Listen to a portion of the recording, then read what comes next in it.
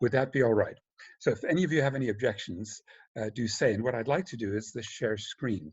And then you'll see a few slides, and I'll run through them quickly, but this is recorded, so it shouldn't be any problem. Is that satisfactory?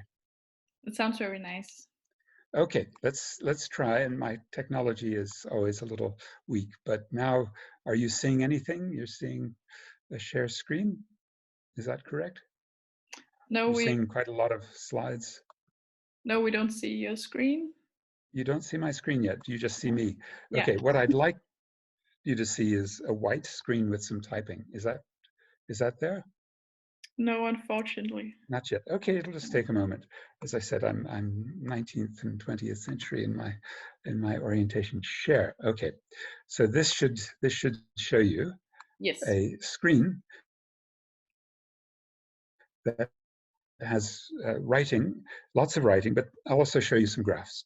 So the first of the three capitalist crisis tendencies and capitalist crisis displacements that we should quickly remind ourselves is that the West is in decline with what even the great bourgeois economist, his name is Larry Summers, he's notorious for being a brutal economist, and he describes this as secular stagnation. It's the West declining per person gross domestic product. Now, any other day, I'll tell you a long critique of GDP. I'm sure you know gross domestic product, which is the annual output of goods and services, is a very bad way to describe what's happening in a real economy.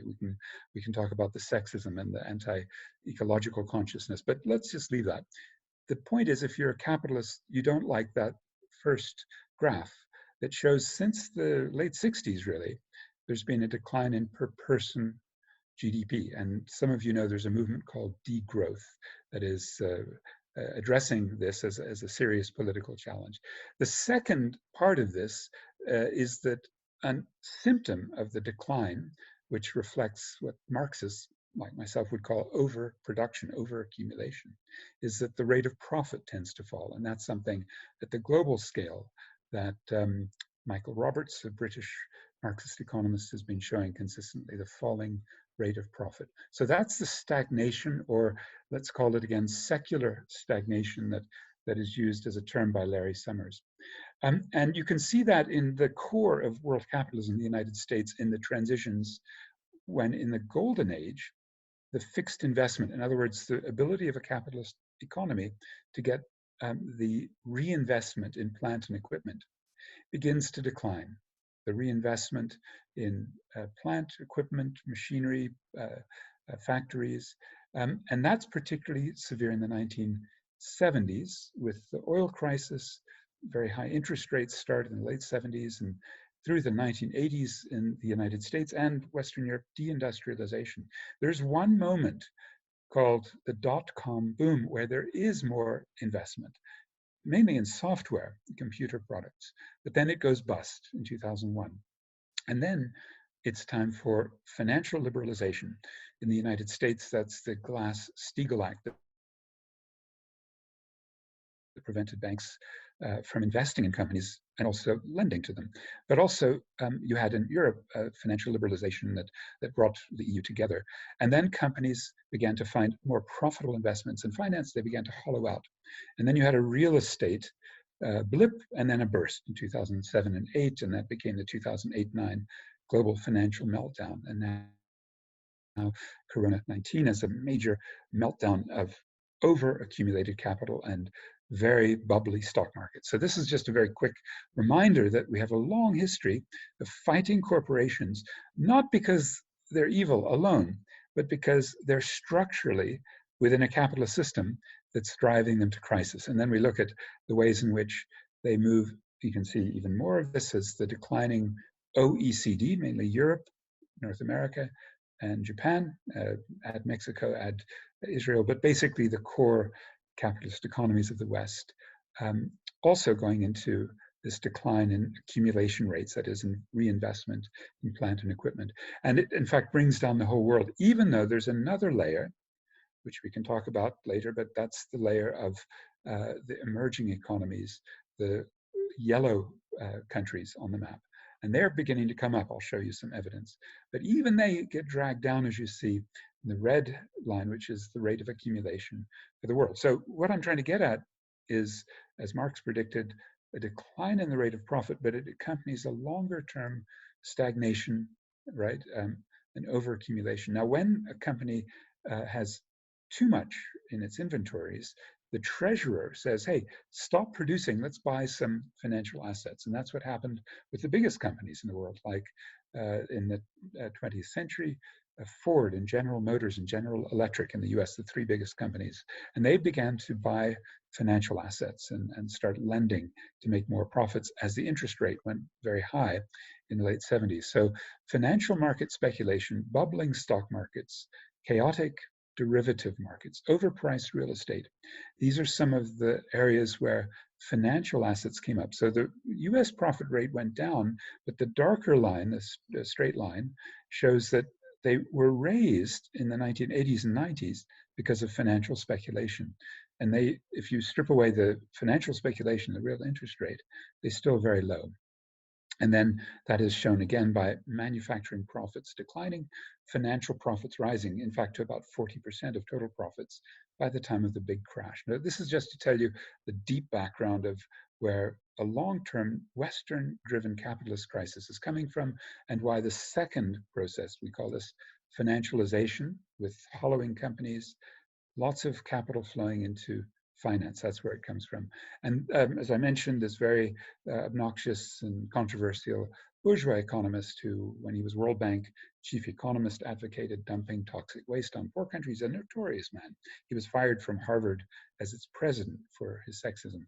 But he had, in the most recent issue of Finance and Development from the IMF, acknowledged that you have slow growth, the overaccumulation problem, he calls it secular stagnation. And yet at the same time, the stock markets are bubbling. They've risen fourfold. Before the current crash, catalyzed, but not really caused by Corona-19, it's deeper causes, these Buffett indicators, in other words, the market capitalization, the size of the stock markets compared to GDP is going through the roof. So any of you working against capital, you know that one of your major weapons is to take them on through the stock market or their banks, because that's where they are bubbly and they're vulnerable, right? And that is and not just a problem with some of the companies, but it's a general capitalist crisis because of, as Larry Summers admits, abundant savings, so over accumulation, pushing into existing financial assets, increasing the price to earnings ratio. So secular stagnation, according to Larry Summers, is his theory to explain what's happening. We don't need to go through his egocentric approach because he's never read Marx, apparently, because that's what Marx himself had well predicted. And that means rising inequality as the financiers take much, much more out from the surpluses than ever before.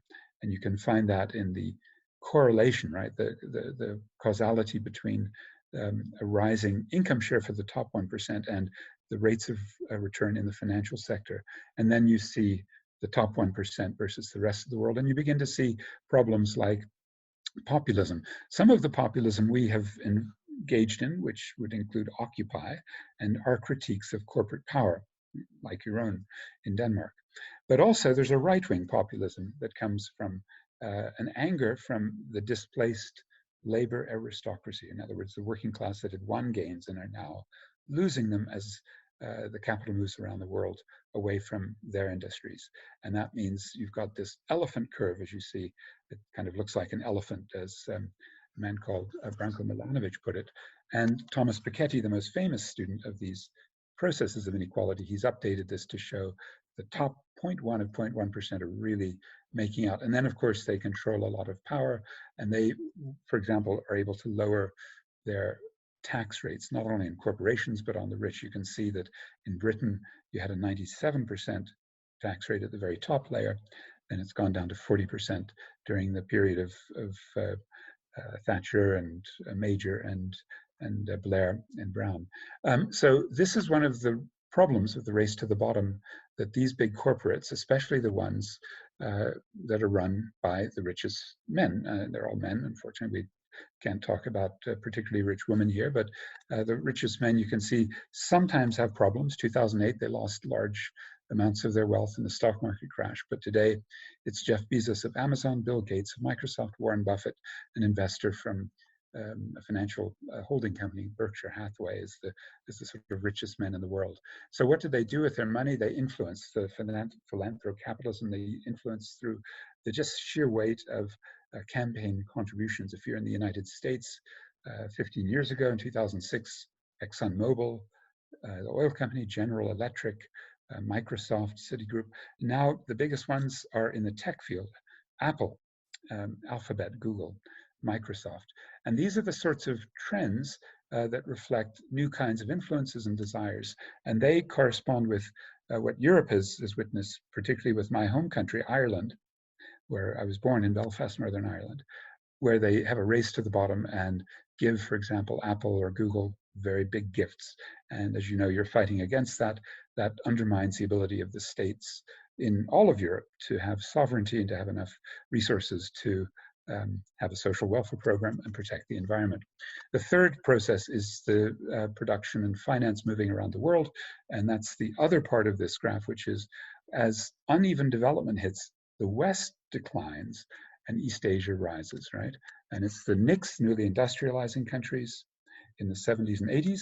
Remember Korea, Taiwan, Hong Kong, Singapore, replaced in the 90s as production sites by China, Malaysia, Thailand, Indonesia. And now it's moving also to Vietnam, the Philippines, to South Asia, especially India, Bangladesh. And what they do is the third phenomenon is they move around looking for new markets, for cheaper labor, for fewer regulations. I don't need to tell you that because you're fighting against that all the time. That's the struggle that you're involved in. Now, what they've done, and this is a critical part, they let trade take globalization as the main motor, and it was going very rapidly, right, until 2007. What about other forms of economic globalization? How about other investments like bank loans? That's a huge chunk, the orange. The portfolio debt, portfolio equity, those are basically flows of finance that go into stock markets and bond markets in the different countries, and they're moving around very rapidly. And then FDI, that's meant to be so-called greenfield, where you basically have new plant and equipment or mergers and acquisitions by companies taking over other companies in other countries. And that foreign direct investment also goes up, up, up. And then something happens. The limits of capitalist crisis displacements through the financial markets, which start to crash in 2007, and through globalization. Let's look at deglobalization, because even the dynamic communications, transport, information technology that have allowed this massive increase in trade, in investment, in finance, comes to an end. And it's partly, I should add, when you hear about FDI, I'm sure you know, in Denmark, actually not too far away from you, is Amsterdam, which has the biggest European hot money center of fake investments and these corporate shells in tax havens like Amsterdam or the City of London. I hope you're keeping an eye on. I don't know how bad Copenhagen is, but probably not nearly as bad as some of these others. Panama, the Cayman Islands, Isle of Man, Isle of Wight, most of Switzerland, Hong Kong, Macau, and increasingly Mauritius taking Africa's FDI into tax havens. So I'm sure you're working against that. That means phantom FDI is up to about 40% of the total. That's supposedly money from big companies that are trying to find a rate of return. Actually, it's just a tax gimmickry and tax dodge. That's also bad in South Africa. Okay, here's the problem that I mentioned called deglobalization. It's happened before, 1880s, 1930s and 40s during the Great Depression and World War II, briefly in the 1970s. And the deglobalization is the retreat of trade, right? In this measure, world imports to world GDP. From 2007, this is well before Donald Trump started all of his insane trade war, new tariffs. We have deglobalization, and this is the limits of the geographical strategies. Without going into more of these fine details, there are people like at Credit Suisse who have a globalization clock, and they begin to realize this is serious. Multipolarity is a big agenda item to put on to say globalization is being replaced, but that too falls into defeat. And really when the BRICS come up and then fairly quickly reveal themselves not as an alternative, but as part of the problem, that ends. And so by 2019, the new term for globalization, if you're in The Economist, is globalization. The steam has gone out. Trade is in retreat. The main measure of trade, I'm sure you'll enjoy it, the Baltic Dry Index. That's the main cost index for shipping containers. And that begins to become evidently in stagnation and decline with a big crash in 2008, 2009, but then it's just been stagnant and falling ever since. And with COVID-19, really terrible declines in world trade. And even before that, a year ago, McKinsey reported that the global value chain, so as you study multinational corporations, you know that they have an assembly line, and there's a global value chain system in which goods are produced in different parts of the world as part of a final product. And between 2007 and 17, the global value chain went into retreat from 28.1 to 22.5%. This is a critical part of deglobalization. In which sectors? Computers and electronics, machinery and equipment, electrical machinery, transport equipment. For African countries, resource-intensive countries, mining, basic metals, energy, they all went into deep retreat. And this is very important because the whole ideology of neoliberalism, export, export, export, and yet now is so evident how futile that has been, especially with the commodity market crash after 2014. Is it time to declare the end of globalization? Even the Financial Times is forced to ask. Now, let me pause there and then very quickly remind you that in Europe, you've had very strong theoretical traditions to explain this that transcend simply old Marxist readings, because there are new innovations that bring in ecology and gender and anti-imperialism that I'd like to quickly flash to you, just very quickly to remind you. I've given you evidence, but is there any question on the evidence so far? No questions. I'm not able to see the chat right away, so I'd like to very quickly go to my favorite European theorist, whose name is Rosa Luxemburg. So let me quickly find Rosa. Here she is. Nope, that's not her. Okay, there she is. I've worked on her studies for a long time, and last year tried to apply some of these ideas to the way she would have rewritten the whole African context. I'd be happy to share some of that if you'd like. Her basic assessment is exactly what I said, that capital accumulation periodically bursts out in crises, spurring capital to extend the market. But now this is the critical new information. Capital needs non-capitalist relations to super exploit, to steal from. So this is the theoretical approach that allowed Rosa Luxemburg, with the book called The Accumulation of Capital in 1913, right? She was a Polish Marxist who spent most of her time in Berlin and was a great contributor and founded the German Communist Party. But she did these theoretical works that help much more than Lenin or Bukharin or Hilferding or Hobson. They help us understand imperialism, because this continuous progressive disintegration of the non-capitalist relations make accumulation of capital possible. And what is non-capitalist? It's the things that capital finds. The big companies come, say the British South Africa Company in this part of the world would go up the African continent and look for in what they called Rhodesia after Cecil Rhodes, look for minerals and then take over all the land and put white settlers there. And looking for existing labor forces means that you destroy families and tribal systems and ecologies, and you put on hut taxes and force the men to come to your mines cheap. You proceed at the cost of eating up the non-capitalist. The metabolism between the capitalist and the pre-capitalist is such that capitalism corrodes and assimilates. So if you're looking for some theory to help as you develop your arguments against big business from Denmark, from Europe, from the West, and also I would argue from the BRICS, I would recommend this theoretical approach. And Samir Amin, who died about a year and a half ago, extending this with a theory of unequal exchange. Samir Amin was from Egypt, but he spent his life working in Dakar, Senegal, and he set up groups like the Third World Forum. We also had a feminist, Anne-Marie Walpe, who tried to argue that women in this social reproduction are also part of the non-capitalist, that capitalism eats up by requiring the free labor for raising children, looking after sick workers, looking after old workers. So the feminist angle comes in.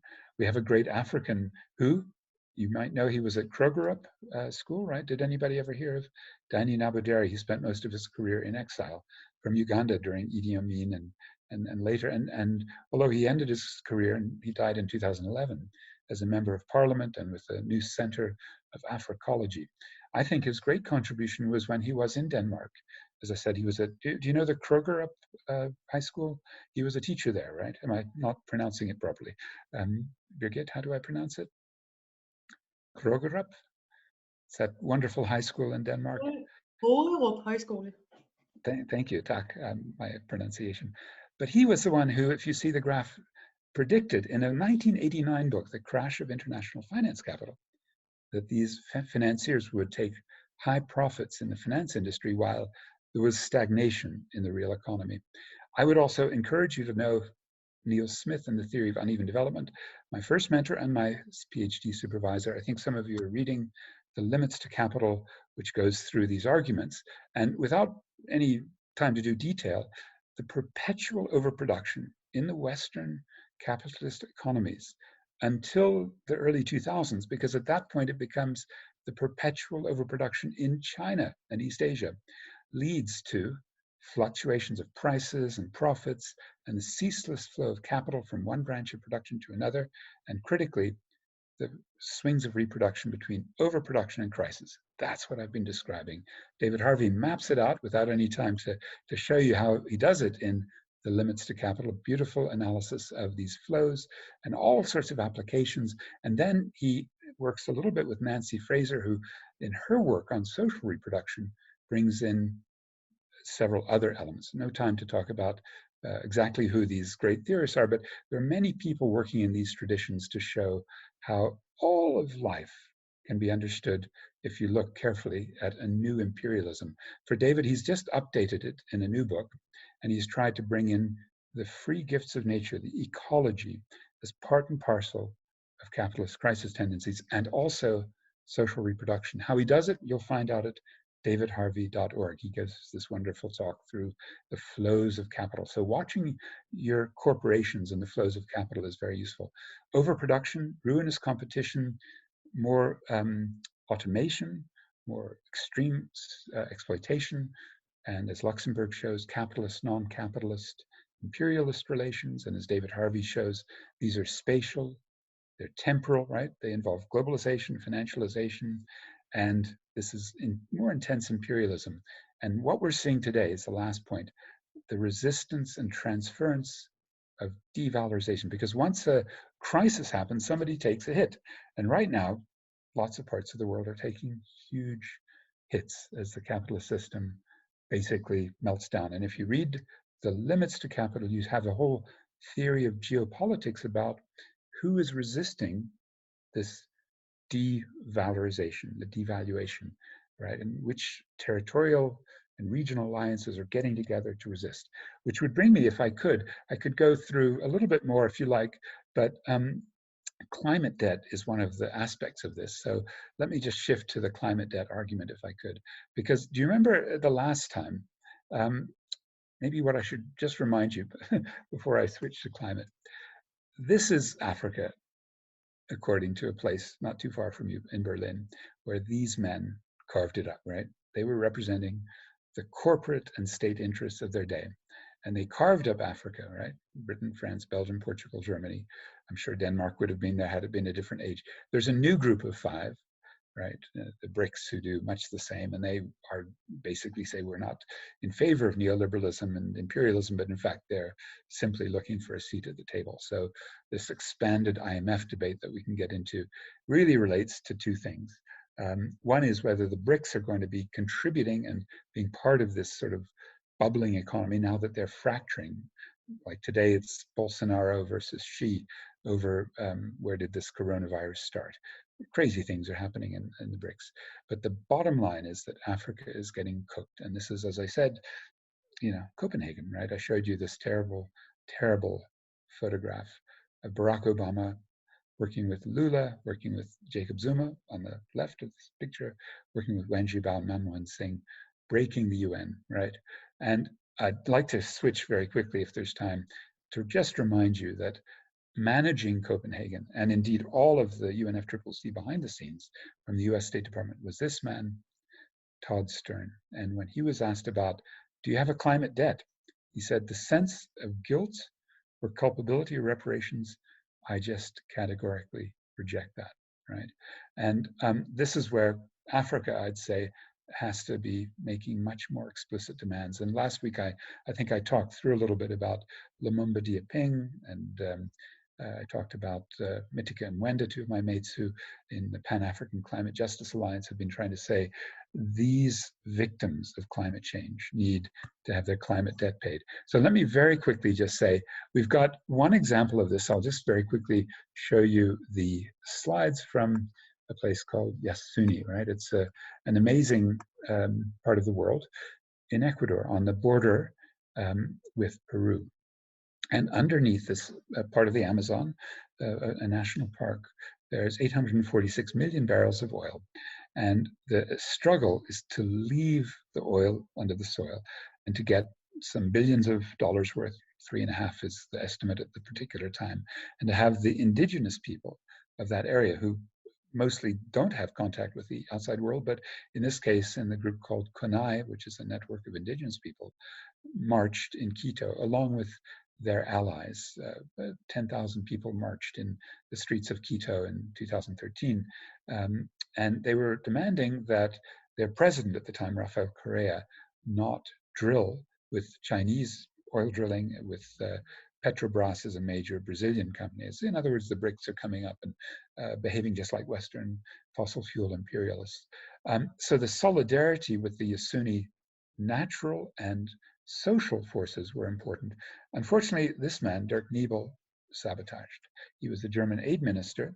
I don't know what the Danish side of this story was, but certainly the Germans, the Norwegians, and the Italians had a chance to start paying their climate debt and allowing the Ecuadorian people to get access to resources that they needed for social programs and environmental protection, paid by the North, paid by Europe, as a down payment on the climate debt. Unfortunately, that's not what happened. And I'm so glad that next week you're talking about carbon trading. I did a little film with Annie Leonard called The Story of Cap and Trade. I hope you can all have a look at that film. In the meantime, we did it for Copenhagen, December 1, 2009. And one of the offshoots of the carbon trading strategy is called RED, reducing emissions through deforestation and forest degradation. And that's what Dirk Niebel wanted to use to protect Yasuni. He wanted to take what should have been the climate debt and instead turn it into a chance to do carbon trading, to privatize the air, right? And that's the strategy I hope you can pick apart next week. Unfortunately, Rafael Correa gave up because he didn't get enough money and these guys were playing around with him. And so he let the Germans drill. The Chinese drill. A last example is the basic income grant, which we think would be, like Yasuni, a proper way to finance the debt that we, people like myself in the global north here in Johannesburg, owe to people who are the victims of climate crisis. So we do have a project in Otjivara, Namibia, that Germans have funded through their Evangelical Lutheran Church, a little bit through the IG Metall Union, and Der Spiegel studied it, and many Carnegie Council and great anthropologists like Jim Ferguson have been there. And they found that by giving even just the equivalent at the time of €8 a month to each person in a little trial village not too far from the capital, Windhoek. It's a little town called Otjivara. They had all of these extraordinary victories. And I think I'll stop there. I mean, I have a hope that at some point I can tell you about a pilot project where we can protect both nature and people, which is called Somkele and Fuyeni and Mfolozi. And it's the oldest game park in Africa, and there's lots of wonderful people nearby. Without time to tell you about it, you can imagine these terrible situations where poachers are coming in for the rhinos, and we lose about 1,000 a year. But there's also coal, and the activists there are trying to fight back and say, don't extract coal on the edge. Some men do want jobs. So let's be frank about extreme contradictions. Usually it's women who say, no, leave the coal in the soil. We want to be able to grow food and have various agricultural activities with cattle, and the coal mining is destroying all of that. So it's a wonderful case where this mine is encroaching on the oldest game park in Africa, Shlushlui and Mfolozi, where the white rhino was saved from extinction. These women are fighting back. So there's a group called WOMEN, women.org.za, and there are a few others that work in that area, the Global Environmental Trust. They work with the local activists and lots of activists in that area that we could talk about. But I think it's good if I can just switch gear and then very finally say to you all, do I stop sharing screen if I figure out how to do this? Let me just find out how to show the grid video. Stop sharing the screen. Am I still on share screen? I don't really know how to. Yeah, you're still on share screen. How to get rid of this share screen. I can stop it now. So there we are. Okay. Did you stop the share screen? Thank you. I stopped it. Okay. So now I'd like to very quickly ask you, since we still want 20, 25 minutes to chat. The big dilemma is, are you in the North prepared to pay the climate debt? Can we make that a central part of the question of corporate and Northern government accountability? And then the next part of this question is the one that's very controversial this week. Because of the meltdown of world finance and trade and investment, there is a strategy which some progressives endorse of getting the International Monetary Fund to open up what's called special drawing rights. And in 2009, they opened up 250 million units, which at the time was, I think they ended up using only $187 million worth. Sorry, that's $billion worth, 250 billion SDRs. Now, the proposal now is for 1 trillion. There's even one former Ecuadorian central banker who argues 3 trillion. In US dollars, that's $4.1 trillion. And that has created money from the IMF through the special drawing rights. So we have a fantastic debate that's just emerging. In fact, a little later on, if you want to go to Transnational Institute in Amsterdam and the Alternative Information and Development Center in Cape Town, they're hosting a webinar with Jayati Ghosh and Walden Bello, a few others, to talk about what should be done. So I want to put it to you that since Denmark has always had strong social consciousness about the need for good global governance. And we can name examples like the Montreal Protocol that helped to save the ozone hole from growing and to keep the ozone layer from breaking because of chlorofluorocarbon emissions. In 1987, the Montreal Protocol of the United Nations stopped those emissions. We need that, obviously, a global governance strategy for emissions of greenhouse gases. But here's the dilemma I want to put to all of you. Should we let the IMF manage this? Their reputation is just appalling. And even a couple of weeks ago, the Venezuelans desperately wanted to get access to a new loan for desperately needed imports, partly medical equipment. And they had even asked for their own SDRs in 2019. But the IMF followed Donald Trump and said, no, you can't have it. We don't trust you, Nicolas Maduro, the democratically elected president, because we'd rather see this other guy, Juan Guaido, come in. And that's a very interesting reflection of the IMF as was once described by a famous MIT economist, Rüdiger Dornbusch, as the toy of US foreign economic policy, the IMF basically as imperialist tool. So we have a wonderful question. Can the North get around to paying its climate debt? Oh, it's overdue. Lots of payments that I showed you last week, like Mozambican cyclone victims who need desperately to be compensated for the damage that you and me in the global North have done to them. So we need to keep raising that. But in the immediate term, should we promote a global governance that entails the IMF? I put it to you, and let's see what you have to say. Birgit, are you going to run the discussion? Or? I think there's a question from Ingvild in the chat. I don't know if you can see it. Ingvild is asking. Sorry, Ingvild. Yeah. I didn't explain what a special drawing right is. A special drawing right is when a reserve bank, let's say the EU central bank, right, which is, okay, not you have kroners, but the EU has the euro, and there's a woman in charge of it, right? Christine Lagarde, she used to be in charge of the IMF, and she can create money. And her predecessor did that in 2009, 10, 11, 12. And he created money as part of dealing with the Eurozone crisis, which is basically printing money. And the term for that is quantitative easing. And there's many different types of it. Usually means that these central banks go into the markets and just buy government bonds. They have artificially low interest rates. They arrange bank bailouts. Those are the ways that the capitalist system dealt with that last crisis that I mentioned was, financial assets bubbling up. Now the SDR, the special drawing right, is the IMF's version of that. It's just kind of creating money. So either, like you're South Africa, you need desperately to get some more foreign exchange because it's all running out of the country. There's massive capital flight. You need to pay back loans, in our case, $185 billion. Where are we going to get the Forex, the hard currency? And the answer would be Plan A. Let's have special drawing rights as free money for every IMF member and just boost up world financial activity in the hopes that this can band-aid over the big financial crisis. We're seeing banks beginning to crash, big companies crashing. And so with an artificial injection of free money, SDRs, that would save the world economy. That's Plan A.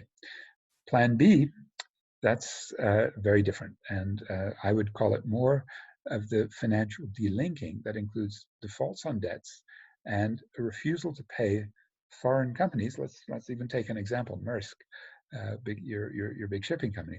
Refusal to pay them in foreign currency because you need to husband those resources. You need to save those.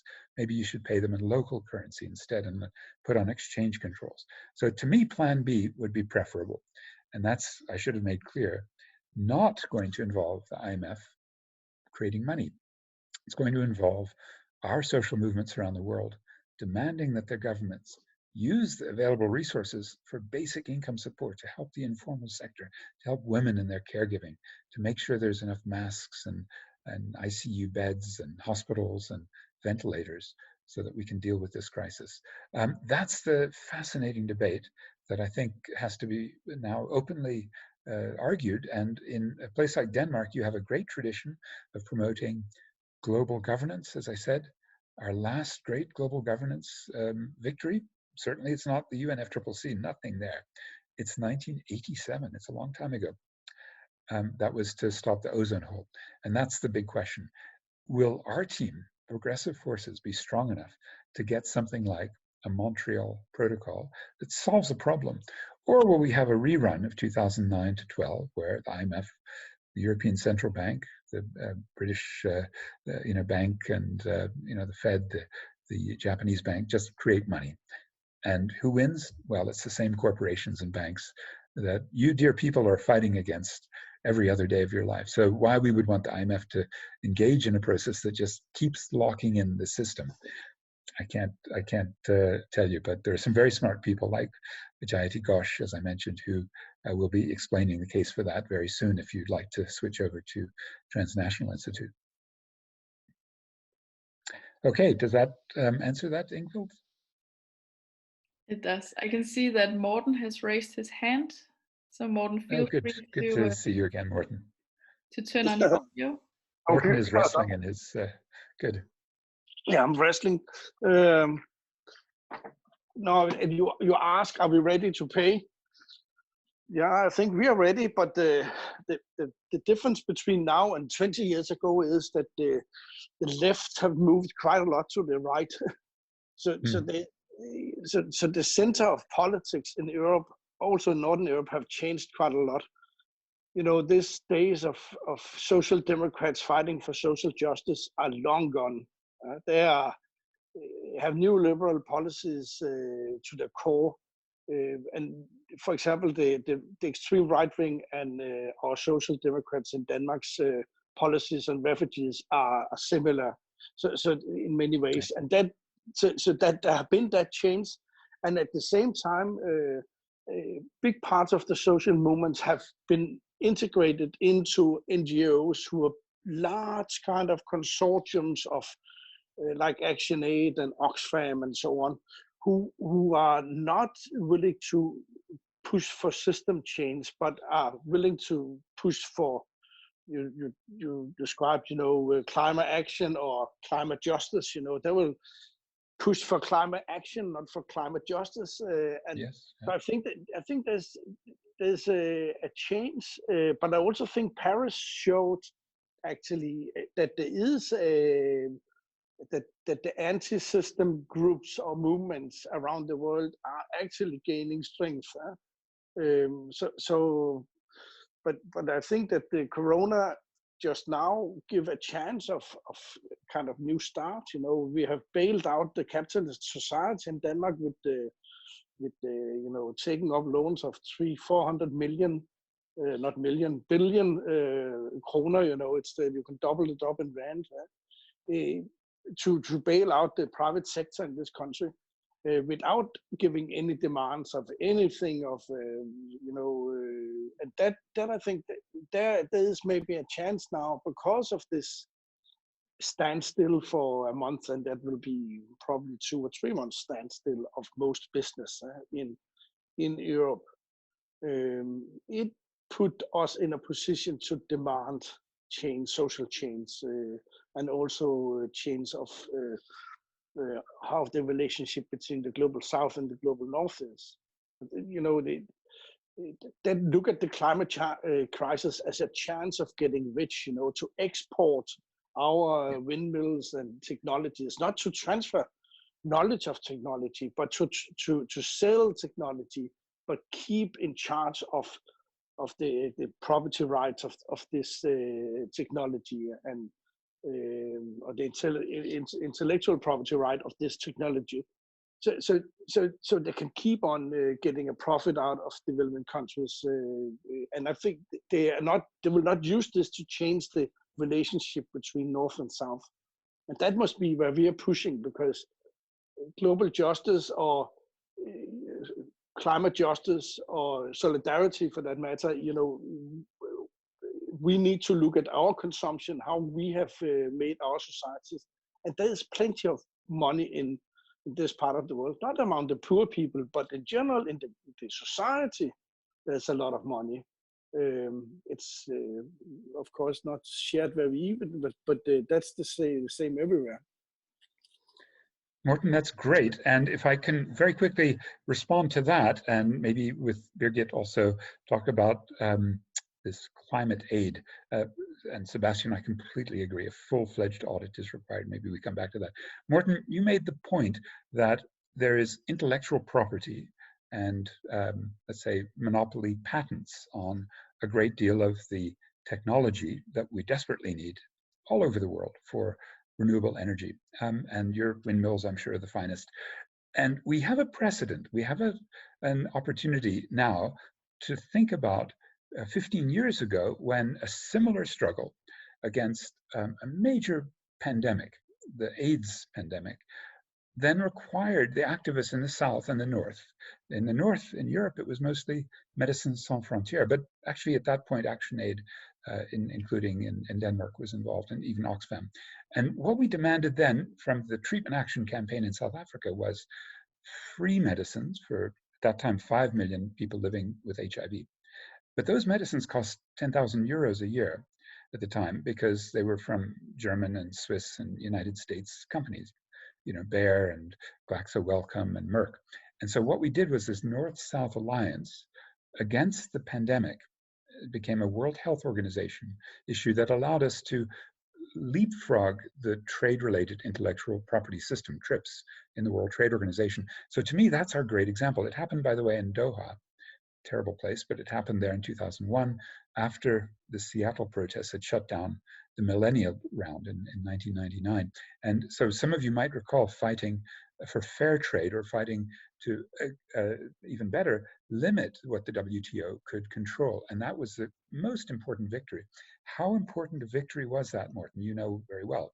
Getting these AIDS medicines to 5 million, actually now 8 million people living with HIV, has, by the way, made locally by generic companies because of this exemption from the World Trade Organization TRIPS, has raised the life expectancy here from 52 at the bottom, 2005, now to 65. So if we were wanting to find two great lessons from that struggle, Number one would certainly be to stop intellectual property from halting progress in not only AIDS medicines and now perhaps a coronavirus treatment and maybe even a vaccine. This is what, of course, Donald Trump was trying to do by taking over, attempting to take over a German company last month. But also the extraordinary importance of North-South alliances, which then led to something that I'd like to compare to the climate debt, and that is the global fund to fight TB, AIDS, and malaria. So if any of you are not familiar with this as your North-South funding model, please take a look. It's a good one. And the reason is you had really good activists who wanted to decommodify medicines and not buy the expensive pharmaceutical products from the big companies. And for example, the PEPFAR, the United States program, started that way as well to try to help George W. Bush's friends. My point being that if you demand and win a global fund to fight TB, AIDS, malaria, and COVID-19, then we can use that as the grant basis to get the health equipment, even masks and the basics that we're desperate for, to north to south in the funding mechanism, not to use the IMF special drawing rights, which go through finance ministries, reserve banks, who will then use it to just continue business as usual. And to me, that brings us to, fight climate aid being a profitable venture using, in the case of Danish windmills, your intellectual property. Surrender that for the good of humanity. I know I don't have to tell you, but to us, that's a great struggle, and we have a great example of a victory in AIDS medicines. And Sebastian, I think your point is the most general one of all. The coronavirus is killing all of us. I mean, there are people in our circuits, our top trade unionist is just come out of hospital now. His name is Welenzima Vavi, the South African Federation of Trade Unions, with coronavirus and getting some intense treatment. So we know this is a universal problem that we need to analyze universally. But Sebastian, the other universal here is debt, because the consumer debt everywhere, not for Danish students, but for United States students and British students and South African students, Chilean students, all of the students around the world who are in debt just trying to finance their tertiary education, for homeowners and people with credit card debt, and for companies, and for many governments. So if debt, Sebastian, needs an audit, you need to find out, what did you use the money on? Is it legitimate?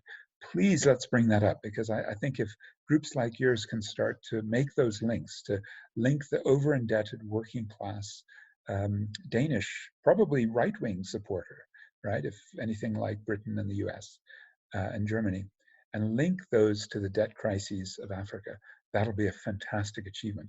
That will allow us to get away from the left-right dichotomy in populism and find common problems like trying to cancel illegitimate debt across the world. So I think that would be one of the most important things for your group to do. Don't forget, that's what Occupy started as. Remember in Zuccotti Park in Manhattan, you remember all of the places, I'm sure in Copenhagen as well, you had Occupy movements, and many of them were fueled by people angry that they couldn't pay their debt. They were losing their houses. The credit card companies were squeezing them. The students were defaulting on their debt. And it took 3 years after the big crisis of 2008 for our Occupy movements around the world to get up and running. Let's not take so long this time.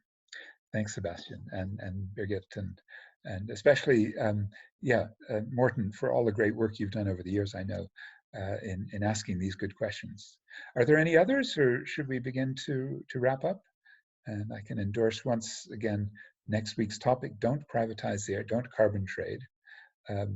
Engage in other forms of financial intervention, like disinvestment from fossil fuel companies and shipping companies like Maersk, or climate sanctions against overpolluters like Donald Trump or Jair Bolsonaro, or paying the climate debt. To me, those are the climate finance strategies I hope I've made a case for. And finally, I hope I made the case that if you can read these contemporary problems as classic theoretical problems in capitalism, capitalism in crisis, capitalism moving its problems around through globalization, capitalism financializing to displace across time to pay later using credit, and now with Rosa Luxemburg capitalism against the non-capitalist, against women, against mutual aid, against indigenous people, against nature. To me, that's a theoretical frame.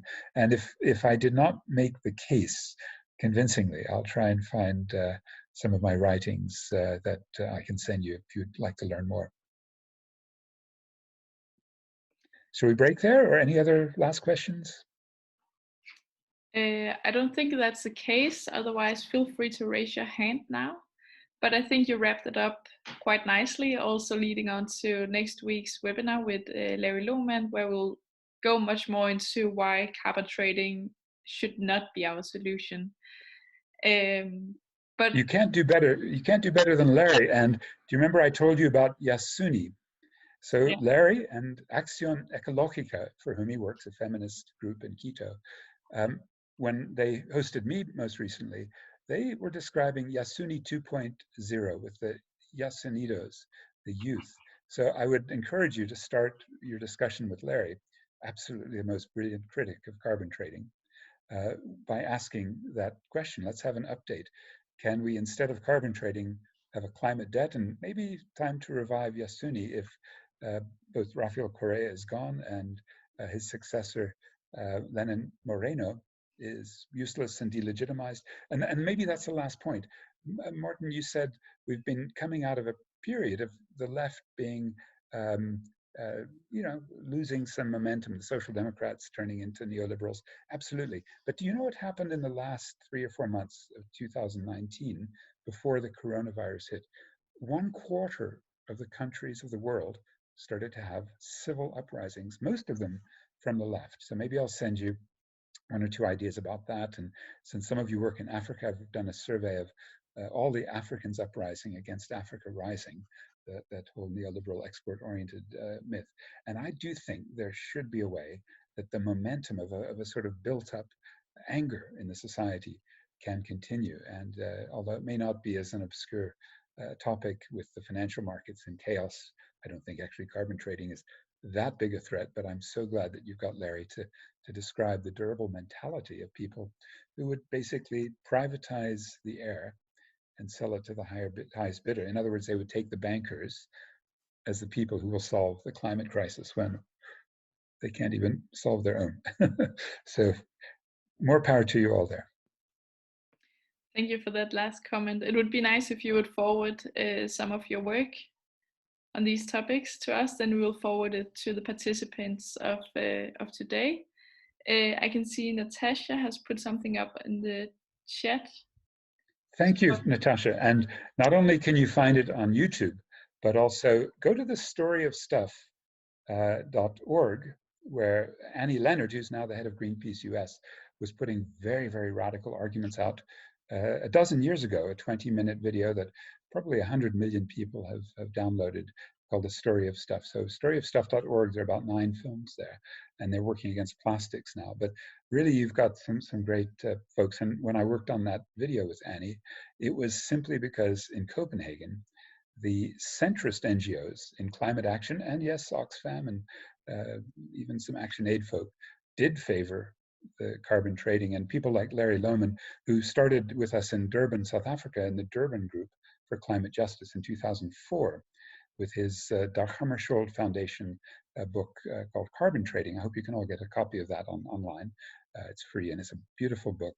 We already 15 years ago were warning that this would be a terrible direction. And in the Copenhagen Climate Summit, which failed, they were unable to get carbon trading really established, and the markets just began to collapse after the 2008 meltdown in any case. But they have made a big comeback. Before the COVID-19 crisis, they were up again at 30 euros a ton. So keep working on that and everything else, and more power to you all. Yeah, thank you very much. And thank you for taking your time. And I think that will be our last thing for tonight. I hope to see all of you next week for our next webinar. Please stay updated on our Facebook site for more events. Also, when we get out of this Corona times, we will make more events in Copenhagen, where we'll meet face to face and have probably more fluent discussions. But thank you so much, Patrick, for taking your time. We really appreciate it. And yeah, that's it for today. Thank you, all of you. Okay.